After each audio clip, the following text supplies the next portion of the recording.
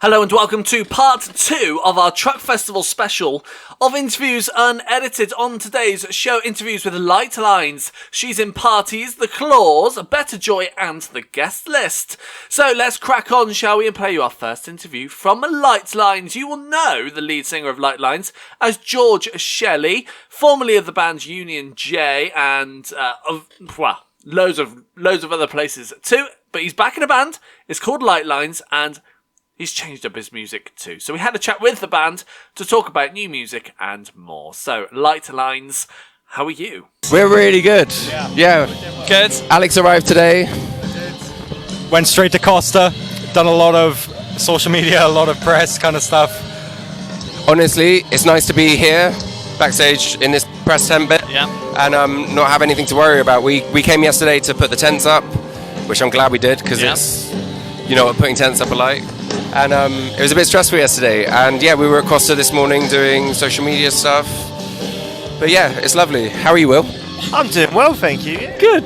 Good. Loving the sun. Yeah, we left pouring rain in London, so coming to Oxford with none of that in sight, even yesterday. It was a bit overcast, wasn't it? But it's beautiful. It's beautiful. We love it. Good. Couldn't ask for better weather as well. How are you, Jim? No, doing well. Yeah, nice and busy, which is what I like. Okay. Chilling in the press area, listening to some music that's on at the moment. She's on now, do you know? Not sure. Okay. No idea. I'm going to guess at Honey Glaze. Honey Glaze. What That's good going to be name? my guess. Honey I'm not sure. Glaze. Yeah. I heard a name yesterday that was really cool. They were Irish, two girls. Do you know who I'm talking about? Do you remember those two girls that were at the press ticket bit? And Cherub. Cherub. Yeah, they're great very people. cherubby. Yeah. I've spoken to them a few times. Yeah, they're really nice people. Yeah. Nice. But yeah, what are you doing here at Truck Festival?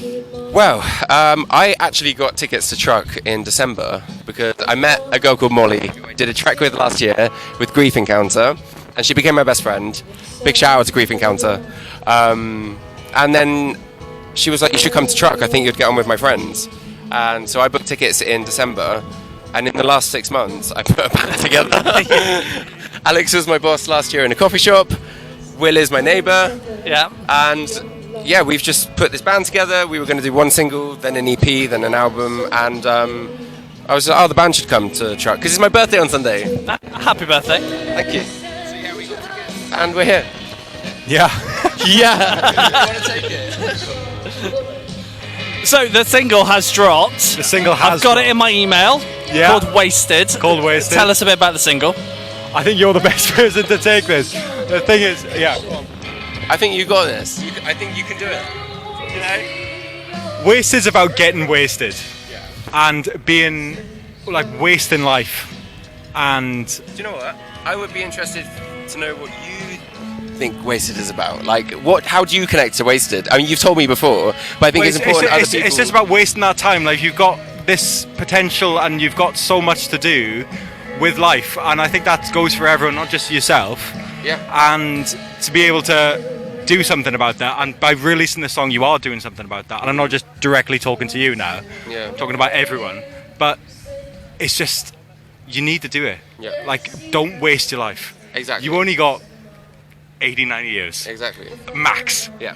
So why are you sitting on your ass That's at what Wasted is home? about, exactly. Yeah, 100%. Yeah. And it's funny because I met Alex when he was managing a coffee shop, and he was my boss for a bit. And he told me he had a master's in musical composition. Which I do. And I was like, why? Why aren't you doing music? And he was like, it's just money. Well, that's the thing. That's what I vowed to myself this year, especially from like meeting George and meeting Will. Like, I'd get off my arse and stop wasting my life. Mm-hmm. Like, I've got the knowledge. I've got the skills to do it. Why am I coming back after work and not going on my computer and not going on the keys and starting something? Why am I just lounging about and just wasting life, watch past me? And I was like, I said, I vowed myself this year that I'd do something about it, and I'm going to release a fucking album. Like, I think everybody can connect with it in their own way, because I think we all know deep within ourselves that we're wasting our energy on stuff, whether it's going out every weekend and partying, which I did, or whether it's like wasting your talent or your love or your joy for whatever it is that you love, because you have to work and you have to be in the system. And that was a big thing for me in a pop band and like in the music industry. And yeah, I wrote it as like a rebellion to control, and just being like, I know that, and as egotistical as this sounds, it's like I'm better than this. Being like, I was wasted. I felt washed up. I felt that I had peaked when the band was dropped.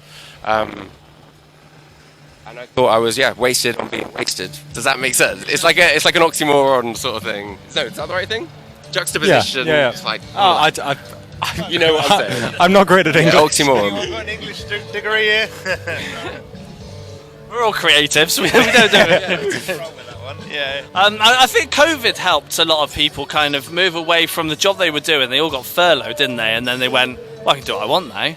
I know it definitely helped me do this, which I'm doing full time now. So because it's what I wanted to do. So yeah, it's a good. COVID, as horrible as it was, and it was, as lonely as it was, I think it did give everybody a little bit of a reset mentally. And because of that time alone, we all had to go in and we all had to deal with being alone. And I think, like, we all talk about the stresses of COVID and how horrible it was, but there is actually a positive in it, you know, in that I think we've as humanity, we've grown and we've learned something from that experience, and I think the world needed it at the time. Don't quote me on that. I don't want this to be a headline like George said that we needed COVID. I do kind of disagree with you on this. We all over the red sauce tomorrow. That's what I'm going to lead with as well. That's going to be the lead. I disagree with that point though, because like what you guys are 30, 29, 30, older than me. I'm 23. Yeah. Almost 24. Baby. Yeah, a little baby. But I was going through uni at the time. Yeah. And I'm doing a creative course. I'm doing music at uni. And the whole point of that course was to create with other people and connect with other people. And I got shit all. I got none of that. And I do think that really hindered me. And I wonder what would have happened if I had normal uni and made those connections. Because straight out of uni, I had to work my arse off to try and find people to work with. And that's probably one of the reasons I've done the Masters, because I was like, I want an extra year of normal and just to do something with other people, because I got none of that. And so I take it all back.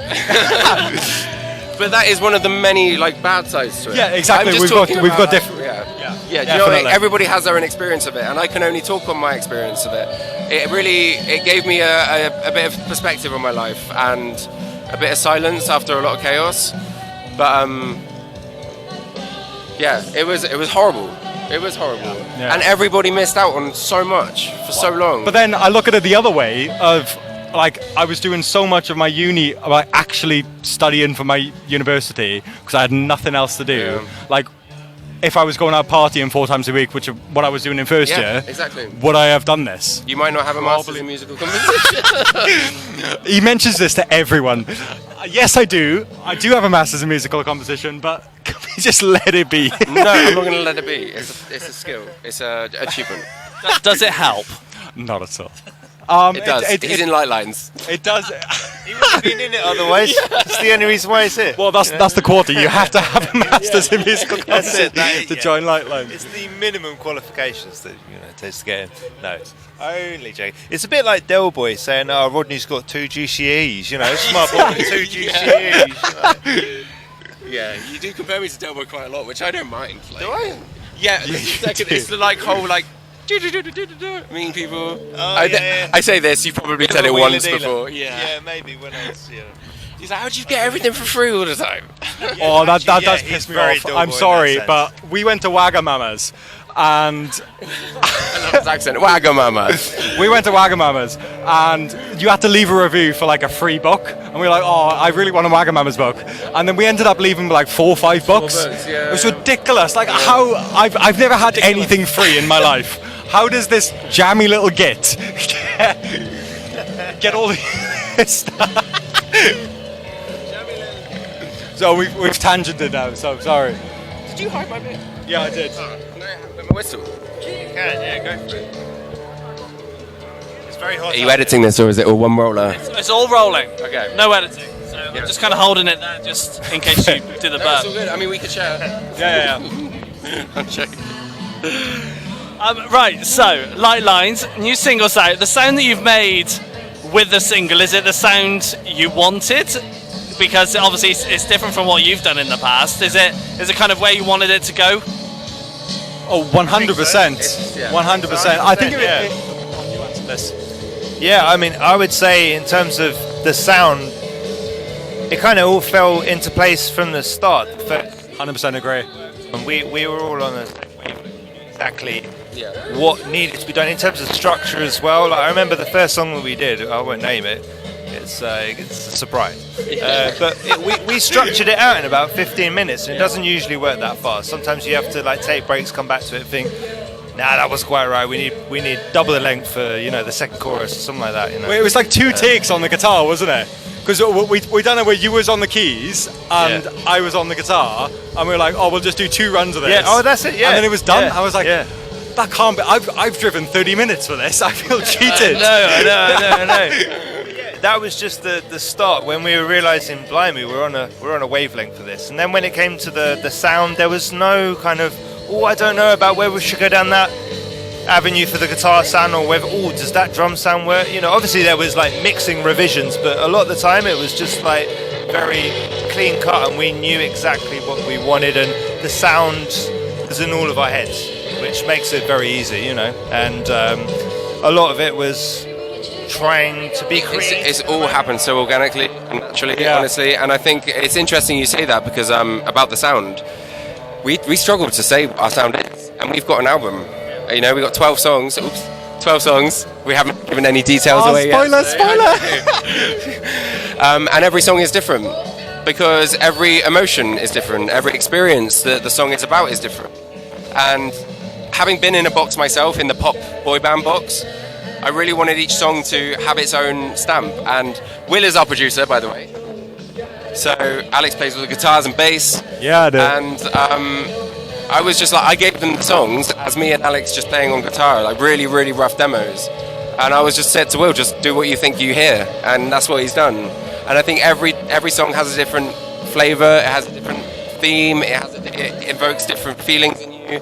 I think that's what makes the album so interesting. Yeah. And I know we're only talking about the first single, but I want to talk about the album. Yeah. Screw it. Like we listened through it and we were like, this is fucking brilliant. I'm sorry to gas us up, but like, listen.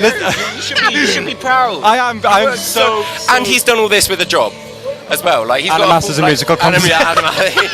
Alex is like working, and me and Will have the luxury of being able to like create freely. But Alex is trying. Yeah, I'm working 7-8 days a week in multiple jobs whilst doing this on the side. But you've done an amazing job, so you should be proud. So gas it up. Yeah, it's amazing. But like this whole album, every song, we were trying to think like, what is our sound? But going through each song, literally what you said, every song is different. But together it just makes it. I think it's through the storytelling. I just had a really good idea. What? We're called Lightlines. Oh, here we go. And like light is white because it's all the colours of light. And you got a rainbow, and there's loads of like different flavours of the rainbow and colours of the rainbow. I think like for us, not having a genre is a good thing. 100%. And so like it is like a rainbow. Like sometimes we're red, sometimes we're blue, sometimes we're violet. It's very Mika. It can be brown. Well, it's very Joseph.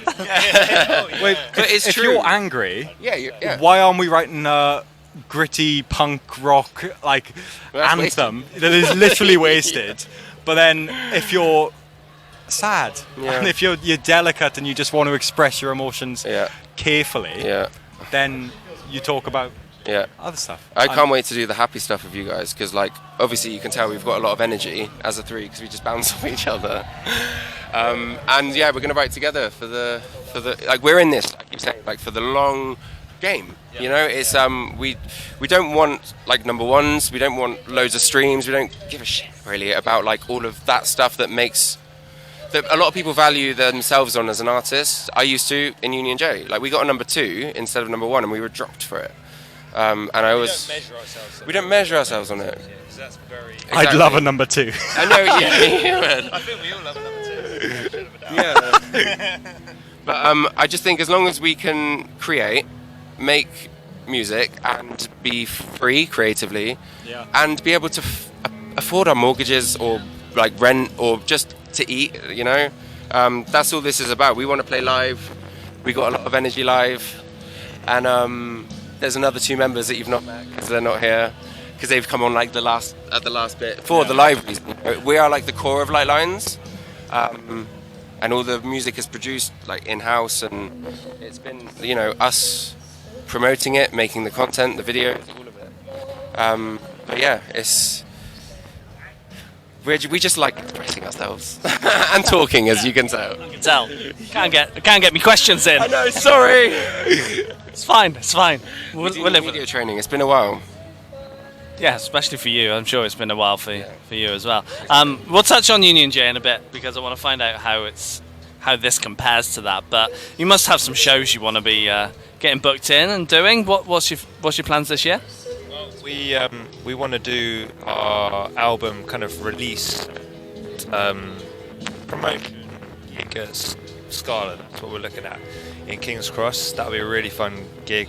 I've been there once. Lovely venue. We want to be doing places like this, to be fair. We want to be on that stage right there that you can see in the camera line. And I feel like some of our tracks will be so fun to play at festivals. Like, energy. That's the thing. Like, I keep on thinking back to like the first time I saw like Catfish and the Bottlemen, and they were in the Cardiff Student Union, and there was like 1,000 people, and it was just so crammed, and it was so hot, but it was just the best. And I just want to be able to play shows like that. Just cram as many people as you can in, everyone loving the music, which I hope happens. But yeah, I just want to play live, funky, big shows. I love. Try not to speak so I don't make it long. No, but for me, I love kind of talking to bands when they're just starting off. They're playing the smaller shows and then seeing where they end up. It's like Nothing But Thieves. I chatted to them about 10, 12 years ago, playing really small venues, and here they are headlining today. So I love Connor, and I've never met him. I've only known Nothing But Thieves for 6 months. Molly, the girl who we're here with, introduced me to them, and he writes a lot of very like dark stuff, but makes it palatable for a commercial audience. So he's inspired me, He's inspired Lightlines, and yeah, to see them. I've only just come on board as a Nothing But Thieves fan, like way late down the line, but I can tell he's got a story to tell, and he's got a lot of stuff going on up there, and I respect him for doing what he's done and putting it all into music. absolutely. And I touched on this question a moment ago with you being formerly of Union J. What's it like doing stuff for yourself now rather than having bosses that you have to try and please? I mean, that's it. That's why I'm so happy. I'm just having the best time. I felt like my creativity was stifled a lot by the pop industry. I never felt like I had a voice in it all. And just being able to, what I've learned is say no to things. I was a bit of a people pleaser before. Because you do in the pop scene, you think you have to perform all the time and like be happy all the time and not be able to have a beer when you're doing an interview kind of thing. But I just love the freedom of voice and being able to talk from my heart and just let it flow subconsciously. Let it flow. And finally, I like asking this question to those who are part of the LGBTQ community, because we're both part of that. Do you feel like you need to represent the community when it comes to performing or musically, or how's it feeling for you? I feel like whether I like it or not, whether I want to or I don't, I do. Of course I represent. I'm part of it. And like Lightlines as a band and as a brand, like we are not defining ourselves on our sexuality. We're defining ourselves on our creativity. Yeah. And I think whether or not I choose to be like, we are part of the LGBTQ community, of course I am, And I think like a self-expression in itself is something that a lot of us struggle with in the community. And I think like, being able to like, I don't want to be that guy that's like, I want to be a role model or I want to be like pushing myself into something. I just think if I'm accepted and we're accepted and it is what it is, then we're part of the community, And I think the LGBTQ community is all about being able to be who you want to be and not give a bit of a shit, And that, I think, is what we represent as a band. It's definitely what I represent as a human. And I think that's represented a lot in the lyrical content of the songs as well. It's just like kind of breaking free, and being your own person.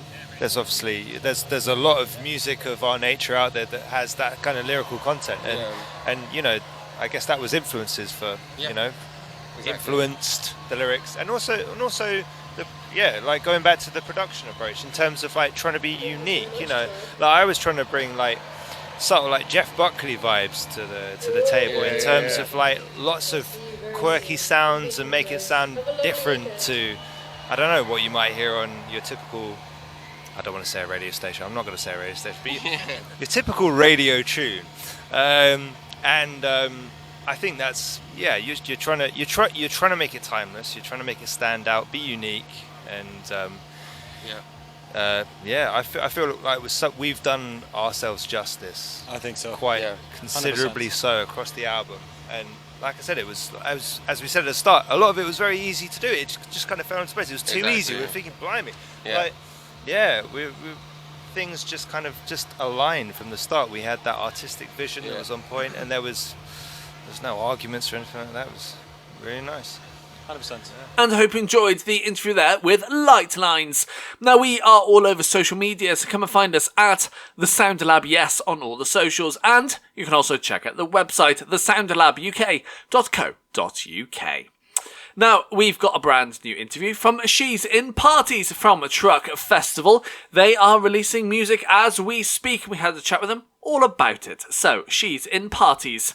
How are you? Good. Thank you so much for having us. Yeah, great. Lovely to meet you. Yeah, pleasure's all mine. You're here at Truck Festival. How's your day been so far? Looking forward to the day ahead. Yeah, pretty good. Yeah. It's been a slow morning. It's been a day. They're recovering. Yeah. Yeah. No. What was it? A shower at 3 a.m. was a very good idea. Though. Yeah, last night shower at 3 a.m. Hot water. Yeah. It's great. Yeah. Pretty good. Yeah. Good. And you've just released a new single called Same Old Story. Tell us a bit about the single. I guess it's about battling my head, about dealing with moving to London and dealing with music, trying to handle it all at once. You lived and navigate a new world for me as well. And it was like just it's the same old story of like back and forth kind of negative thoughts in my head, kind of wow, what am I doing, is this right? And then also empowerment as well, like towards the end of the song it's like, no, I got this. So that's what it's about. Thank you. Good. And it's coming off a new EP of yours. I think it's out in November. What can we expect to hear on the release? Everything that sounds nothing like it's already out. It's just completely different. Yeah, 5 completely, individual tracks, very different, but they also have the same kind of meaning of that kind of, moving away from the comfort zone, I think. So, yeah. Yeah, sonically different, but similar stories kind of thing. Yeah. Good one. Nice, good. The sound that you made with this EP, is it the sound you wanted? Or is it kind of just how it turned out? Do you know what? It started off completely different. We worked with Lewis, who's a great friend of ours from Bleach Lab. He did a great job with us, like getting it to a certain point. And then when we went into the studio with Max, he just like completely messed around with our sound and just was like, this is it, and created a wall of noise that we, were like, whoa. But also we listened to it and we just really went with it, and we thought, it's great to have this collaborative process on a song like this and just let someone else take the reins, and then actually, it's a good progression as a musician for this kind of thing. So it's a bit out of our comfort zone, I think, as well. Defo, yeah. But it actually works so well. We're still very much developing as like artists and like the sound that we make as well. So it's different, but like you're kind of expecting that anyway, right? Yeah. Absolutely. Yeah. Nice. I'd like to talk about the writing side of things as well. So for you guys, how do tracks normally start off? It's usually ideas. me or Katie back and forth for about 3 months. Yeah. until the deadline, and then and then we're like, oh shit, we haven't actually written anything. Start off with us, and then we'll bring it to you guys. You guys will add your bits. Herbie's guitar. You'll add some shit. Sorry, I didn't mean to swear. Sorry, I already did. And it's collaborative as a band in that sense. Once we have that initial idea, then that's kind of how it works. Yeah, usually. it's been a bit different with you moving away, Yeah, obviously, because we're absolutely. not together as much. We used to write a lot together. Yeah. While we're in rehearsals In the same and stuff. room, yeah. Whereas now it's sort of like Back we'll and come up forth. with ideas and then we'll just send it over, and there'll be a lot of Back and forth. backwards and forwards, Yeah. and just lots of ideas coming in. And it's Yeah, nice. Yeah, it is nice. But, you know, like as I was Different saying, development process. trying to navigate how to do that as well as, you know, moving. So that was a whole thing. The past year has been insane. Makes you know. for good lyrics. But here we go. You need experiences in life to write. So there we go. The other lyrics pretty straightforward to write and kind of add to the music that's created. Yeah, lyrics are always last. Yeah, but luckily I had something to write about, and then that kind of we just went with that story. You know, that kind of thing. Small town to big city. So yeah.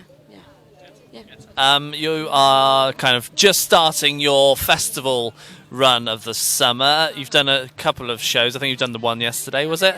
How's it been, and are you ready for the rest of the summer? We weren't expecting that many people there, to be honest. Yeah. And we did our sound check. There was like nobody there. Yeah. That's fine. And then we went backstage, came back out like 5 minutes later, and it was like packed in there. Yeah. Yeah. I It's mean, a good start. Festival season's always fun. It's always the best time of the year. Yeah. It I didn't know what is. to do with my hands. I walked out and saw everyone. I was like, oh god. Yeah. I got the tremors. Yeah. We're not used to those kind of crowds. So yeah, this is the beginning. Everyone's always so nice at festivals. Yeah. Like, not the crowds are usually bad, but Yeah. like festivals, just everyone's like overly happy. Yeah. It's just always nice. It is. Yeah. Nice to be around. Fully agree. But that's all the dates you've got booked in. Is just festivals. Are you hoping to add some more of your own dates later this year? Yeah, we'd love to. We're working on it. You know, like something in the I UK. suppose. Huh? With the EP coming out. I Yeah, suppose, with the EP. Yeah, something will be in the works, and it will be. Yeah, something's happening. I think. No spoiler. No spoilers. No spoiler. I don't know. We don't have any spoilers. There's nothing to If spoil. it's happening, we don't know about it. Yeah. It could Nobody be. tells us. Here we go. We're We'll know when we know. Yeah. I know nothing. I know nothing.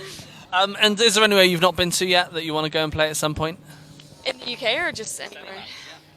I mean, obviously Glastonbury. Glastonbury, That's just yeah. an obvious.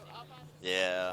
Or where would you guys like in the world? Honestly, I mean, Japan would be cool. I just like going. I like going to Italy. So. Italy. I wanna That go, would be cool. like Italy. Venice or something. Actually, not Venice. Maybe. I can't think of anything. Gig on a boat. Yeah, but that's what I'm saying because there was that big gig they did in the water, wasn't there? I can't remember who played, but it was. What are Yeah. they called? Those. Oh, gondola. Yeah, on a No, gondola. that's not what I meant. That's horrific. I'm sure we can fit on there. I reckon That'd be my night. we'll have to play lutes. Yeah, that festival in Japan. Curly at the I front, can't remember like- the name of it. What's the one? I have no idea.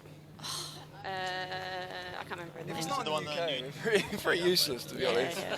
Because my dream venue's like the O2 in London. So, you know. Mine's Alexandra Palace probably. I'd love to play there. Ali Bali would be cool. Yeah. Massive. And I hope you enjoyed the interview there with She's in Parties. That was from Truck Festival just last week.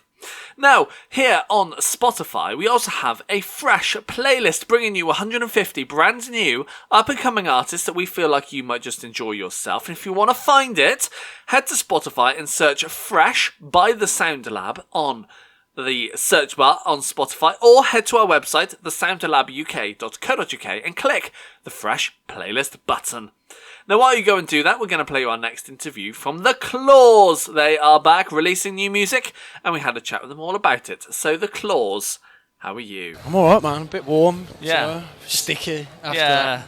Yeah. It's a bit warm today, isn't it? I know, but it's even warmer when you're in a big tent like that. But Yeah, and Yeah. you've not long come off stage, I don't think. How was it? yeah, mate, it was wicked actually. So good. We love this festival. This is probably, I think this is the third time we played it, but you know, it's the first time we played that stage. Yeah, it was wicked, man. Yeah. Probably one of the best festival sets we've done. Good. Yeah, Oh, yeah. That's great to hear.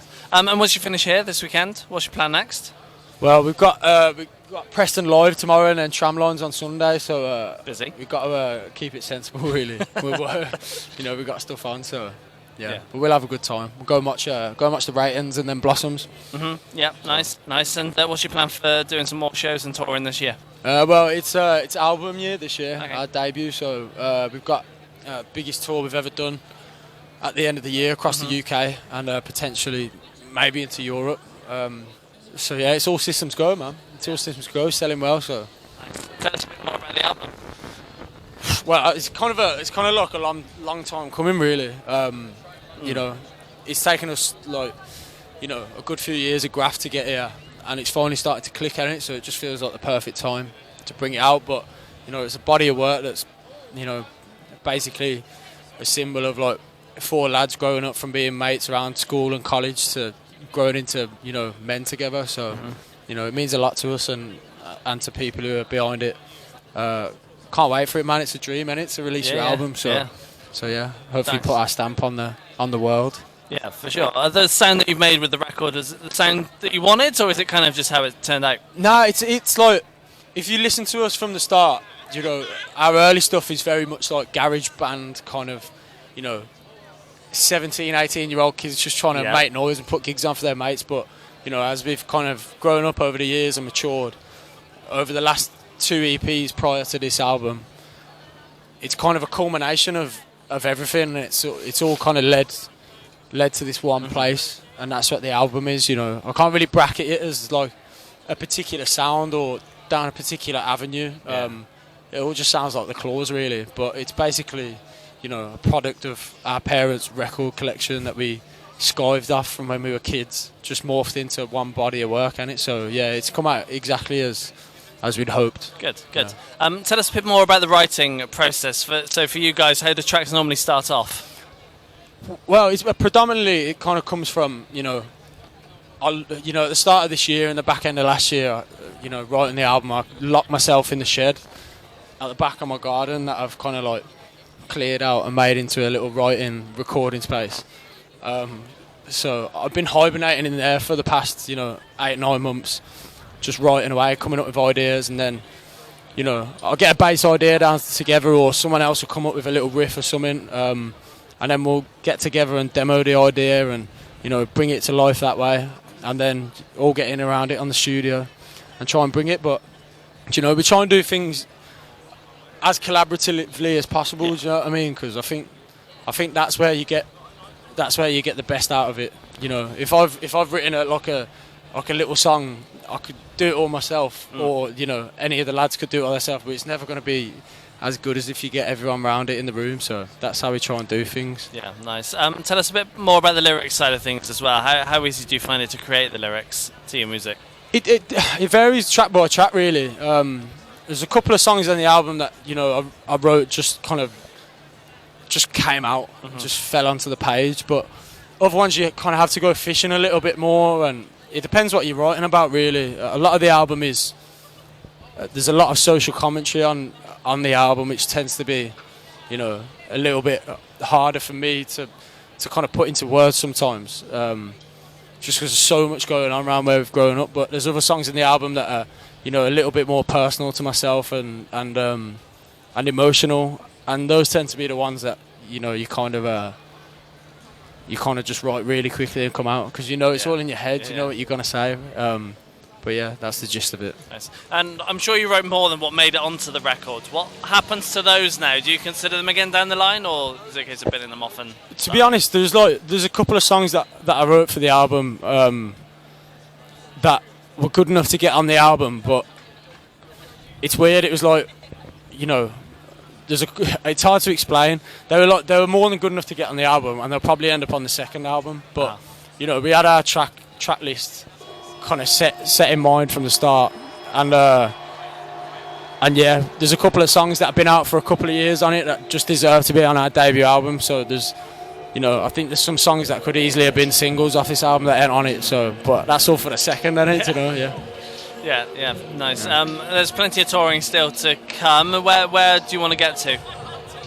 Right to the top, mate. You know, we wouldn't, you know, be here and doing this if we didn't want to be the biggest band about. You know, if that's not your dream when you get into music, then like for me, I'm not sure what reason. There's probably a lot of other reasons, but for me, I'm not sure what reason you'd do it for. Everyone wants to, you know, make their mark on the world and you know, connect people with their music and make people feel happy. So we just want to go right to the ceiling. Hopefully we'll get there one day, but you never know. And I hope you enjoyed the interview there with The Claws from Truck Festival 2025. Now, if you're loving today's interviews, then we have our international radio show where you can listen to today's interviews in an edited form alongside music of theirs, new music from other artists, and a load of great new stuff on their international radio shows, 2 hours, which you can go and listen to after you've finished this podcast. Now, if you head to our website, thesoundlabuk.co.uk, and click International Radio Show, you will find our latest shows on there.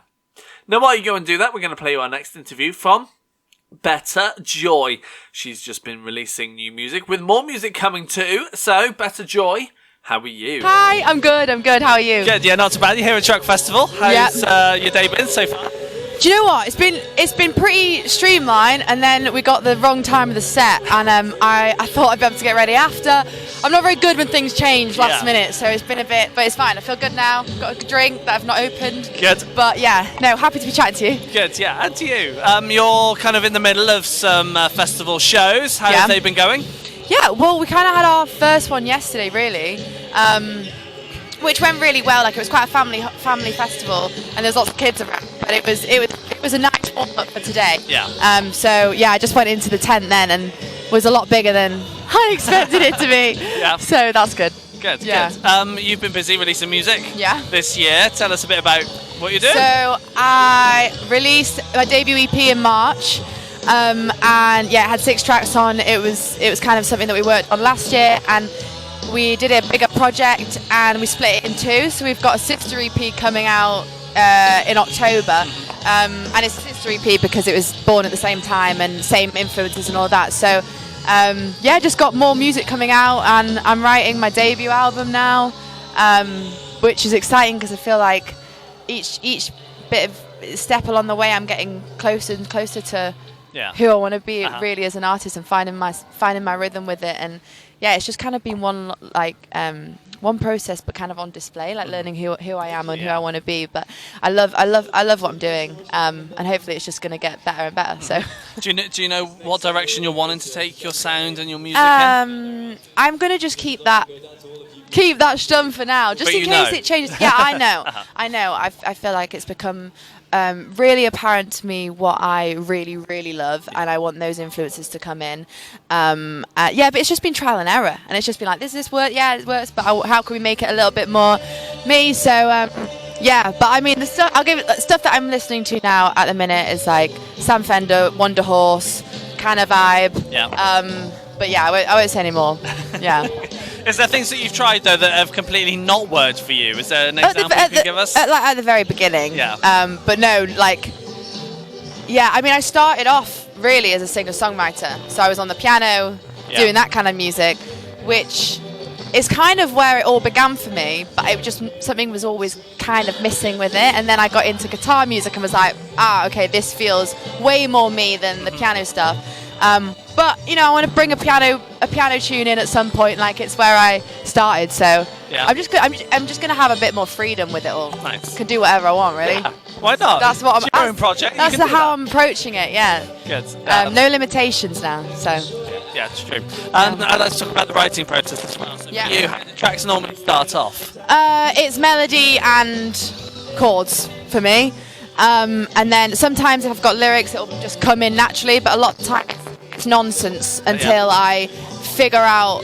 But this process actually is kind of changing, because I'm realizing that it's actually quite difficult to write lyrics to nonsense when you get attached to the nonsense. So I'm still learning what really works for me, but at the minute, it's melody and getting that really set in, and then obviously once I've got that and know it's a good song, then the lyrics come and the feeling comes, and then I get together with the band and, you know, do the thing. Expand it. Yeah.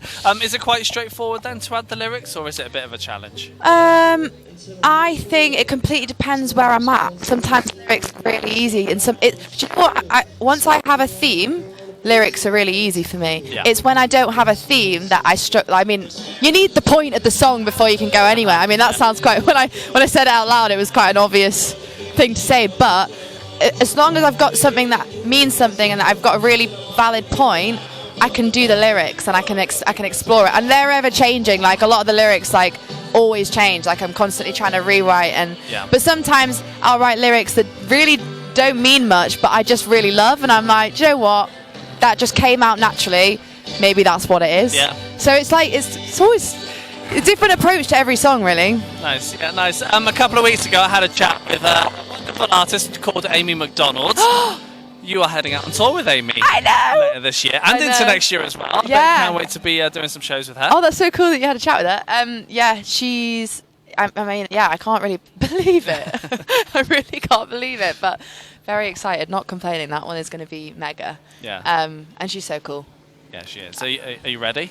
Yeah, I'm ready. Yeah. I mean, the one that I'm most excited for is the Hydro Arena. Like that's going to be huge. Yeah. But I think there's so many shows before it, leading up to it, and yeah, I want to be on big stages. So this will give you some good experience of that. Yeah, I feel like a new audience as well. So, yeah, I'm excited. I'm ready for it. Yeah, good. Is there anywhere you've not played yet that you want to get to and play at some point? Yeah, 2027 Glastonbury. That's what I want. Headliner. I don't think I'm going to quite get a headliner by then, but at some point, yeah. But no, I really, I was watching it this year, and I had such mixed emotions. I wanted to be there.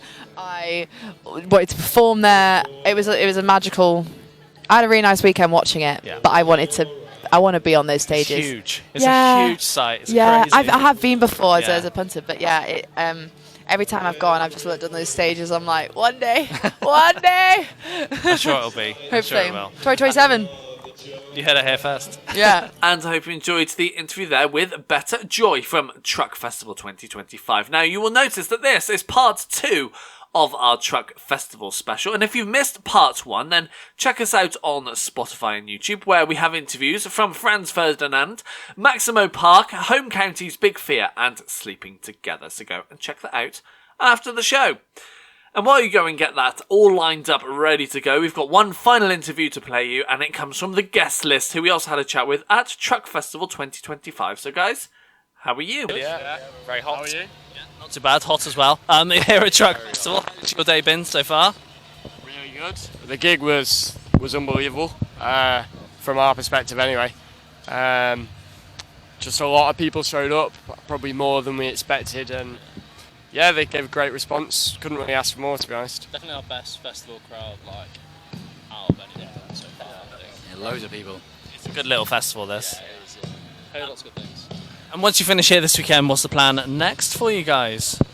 Yeah, I mean, 3 of us are staying, so just watch some of the other acts this weekend, and then it's Kendall and Why Not next weekend. Oh, no, it isn't. Yeah, it is. Kendall and Why Not next Saturday and Sunday, so just more of the same, really. Yeah. We stayed at Kendall last year as well, because we played both of them last year as well, but we stayed last year, so it's going to be good to see it again. Nice setup. Yeah. Nice. And kind of we're coming towards the end quite quickly of festival season. What's kind of August and kind of autumn time, winter time going to hold for you guys?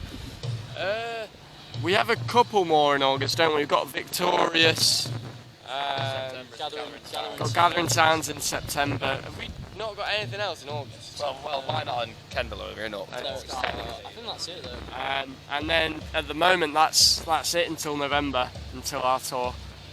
So just getting songs down, really, making sure that when we go out in November, there's new stuff for the fans to sing along to.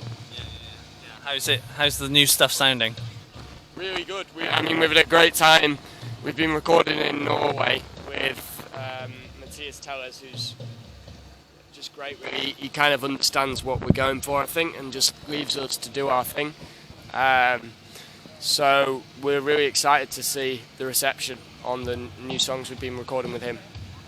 And the sound that you're making with it, is it the sound you're wanting, or is it kind of just how it's turning out in the studio? It's definitely what we've imagined going in is like, it's better than what we've imagined going in. Like, we've obviously had a plan going into the studio, but I think the sign of a good producer like Matthias is that he's going to show us things that we don't know already, and he's going to take us to like that level of, creating a song that we didn't know we could do. I think like we've come out of it going out there and recording with songs which are like way better than we could have imagined. Yeah, and people are liking it live. You know, they get a good reception at festivals and whatnot. So hopefully, when we do put them out on Spotify and whatnot, people are going to like it as much there as well. Yeah. Nice. And when it comes to the writing side of things, how do tracks normally start off for you guys? The way it starts for anyone, I think normally it will just be one of us with a guitar or a piano just coming up with the tune. Lyrics I'd normally do after the fact. Some artists talk about starting with lyrics. I've never really done it that way. And then we'll come together and come up with parts, and just goes from there really. When you kind of go to add the lyrics later on, is it quite easy and straightforward to add it to the music that's already there, or is it a bit of a challenge at times? Yeah, I mean, it totally varies song to song. Some songs it just flows out, and usually they're the best lyrics that take the least amount of time. I mean, when we did Ruin recently, one that me and Sid did together. My lyrics are very quick as well. Yeah, it took me maybe, I think I did them all in a day, which is really unusual for me. But some songs I'll get stuck on a verse or a specific section where I just can't get it done. And sometimes it actually comes to the studio day and it'll be there and then coming up with the last few words. But yeah. Nice. And the direction you're going in, do you kind of have a vision of where you guys see yourselves going with when it comes to the music anyway, or are you just kind of taking it one step at a time? I think it's just what comes naturally. Like, it's kind of a maturing in terms of the music that we like playing, like listening to, and like writing as well. Like, I don't think we kind of plan what the next song is going to sound like, what kind of sound we're going for. Naturally, doesn't it? Yeah, really? I think that kind of like authenticity does come across in good songs, and that's what people like about them. It's a song that's like true to the artist. That's what we've got to try and do. I can't speak for everyone, but I think we are being pretty like just putting what we feel is like on the track. Yeah, and then that's how good music comes out, really. Nice, yeah, sounds good to me. Obviously, you've got your tour coming up, you've got a few festivals still left. Are you hoping to be going overseas as well at some point into Europe and elsewhere? Hopefully. I mean, we've just been 2 months ago now. We played Amsterdam, Paris, Antwerp, Paris, and it was amazing, to be honest, just to see the difference in the crowd, the crowds behave differently. Yeah. I think we're always just a bit surprised to see that we actually have people out there who know our songs. Especially Paris was a strange one. Seeing people talk about videos which we put out when we were 15 and things like that, and obviously we're a bit older now. Hopefully we'll be back out soon. I mean, it costs quite a lot to do it, but we loved it, so yeah, just as soon as we can. Is there anywhere you've not gone to yet that you want to get to? I think South America. South America. Crowds are crazy. Crowds are insane, yeah. I reckon Indonesia we'd have some fun. I'd love a US road trip. US will be sick, like going like round the US. Route 66, baby, that'd be great. And I hope you enjoyed the interview there with guestist from Truck Festival 2025, and that's the end of the show for another week, I am afraid, but don't you worry, we will be back next week with another episode of Interviews Unedited. But in the meantime, check us out on social media at The Sound Lab, yes, on all the socials, and check out the website, thesoundlabuk.co.uk, and I'll see you next week for another episode of Interviews Unedited. Goodbye.